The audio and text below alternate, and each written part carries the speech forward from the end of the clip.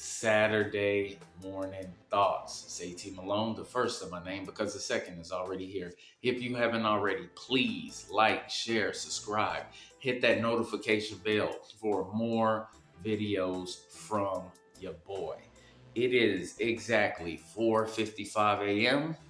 and it's my last day of the work week.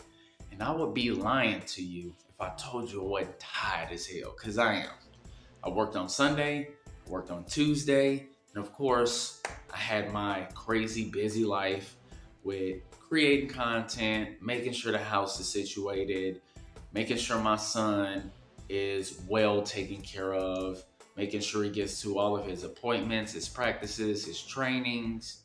But we don't complain over here, man. We just get shit done and we do it with a positive attitude, man.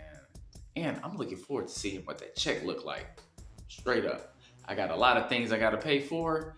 I got a lot of things coming up, anniversaries, birthdays, vacations. So I need to get as much money as possible.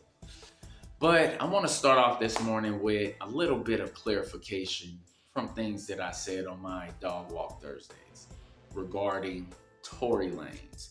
Now, I said that he put himself in that situation, which is true. This is why I'm a 50-50 type of guy in regards to if he deserves to be in jail and if he doesn't deserve to be in jail. Now, when you put yourself in certain situations and environments, it might bring about bad things, man. Bad reactions.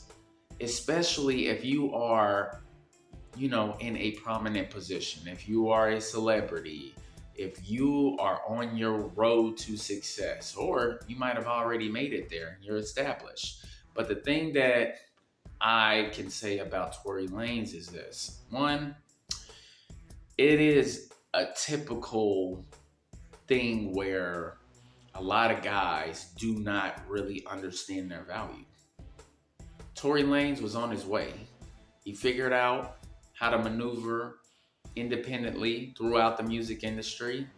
So once you are starting to propel yourself to a whole nother level, right? You got to stop associating yourself with filth. And that's basically what he did. He continued to be around people that he shouldn't have been around. He put himself in a messy love triangle with two friends instead of understanding what his value is. See, if I was Tory Lanez and if I was in his position, I wouldn't have been trying to sneak around hitting this and hitting that. You at a point to where you can be 100% honest and say, hey, look, I fuck with both of y'all and I want to rock with both of y'all. And give them the opportunity to say yay or nay.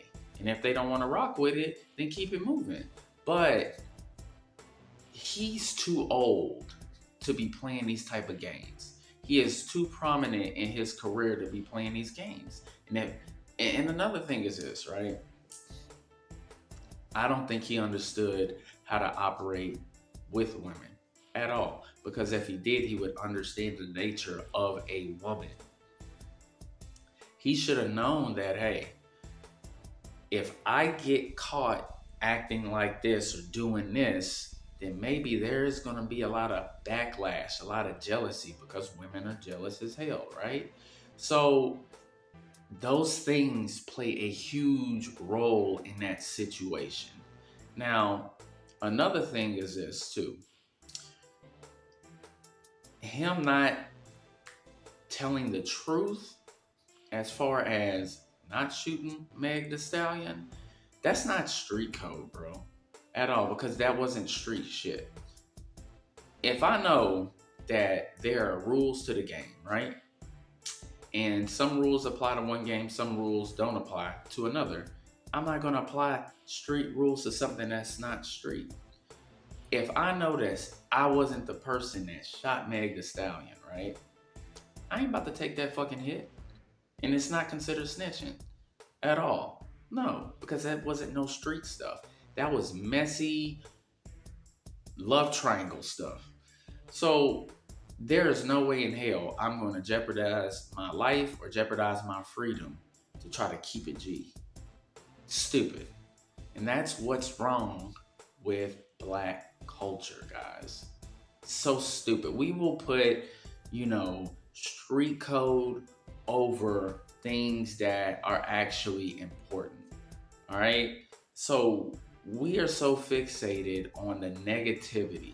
We prop up the negative aspects of our culture that it supersedes the good things that we actually do, the talented people that we should be, pedestalizing.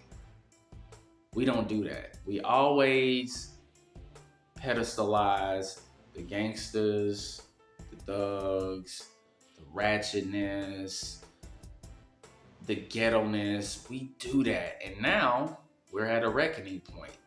This is why you have all of these people talking about black fatigue. And I understand it 100% because I'm tired of some of this shit. I'm tired of the stereotypical black people going into restaurants acting a fool. I'm tired of looking on social media and we always doing something stupid and unnecessary, or what we say is act our color. That shouldn't even be a thing anymore. We got to get rid of that shit. This is why I said the black community, the black culture, it all needs to be destroyed and rebuilt properly. And it really starts off with the men. We need to stop all of this. We need to lean into our leadership, lean into our kingship, and we need to start setting the standard. But we cannot do that when we have to sit here and we got to combat these social justice warriors, these simps, these mama boys, these weak ass men that pretend to be the leaders of the community when they are not. They either extracting resources from us by pandering to the women, right? Or they're just selling you down the river, man. They're giving you bad information. So it starts with us. We have to say, hey, we're no longer doing this anymore. All of this ghetto ratchet bullshit, that shit stops now. And if you do not stop this, then guess what? You ain't part of us anymore. We are not claiming you at all. We're going to separate ourselves from you. Why do you think so many black people moved out of the hood once they reached a certain level of success? Because they were sick of the ghetto ratchetness shit. You do not see successful black people living in the hood. They get the fuck out. They figure out how they can, make a life for themselves. They run the bag up and they get the fuck up out of there and they don't come back. Why do you think that is? Because they got sick of the thugging, the drug dealing. They got sick of the robbing, all of that law-breaking activity. That's why. So now you have other races, other cultures speaking about the same shit that black people like myself have been speaking about. Anton Daniels, Officer Tatum, Satan the Sinner. Those guys been talking, even Fresh and Fit. As much as people don't like them, I happen to like them, but they talking about the same things, guys. So it is a problem. But the solution, like I said before, is the men. It's us. We are the ones that got to go back in here and set the standard all over again. We got to be better men. We got to make sure that we take care of our responsibilities. We have to be leaders. We have to lead by example. And we can't just talk about it. We got to be about it, man. We actually do. We have to want better for ourselves.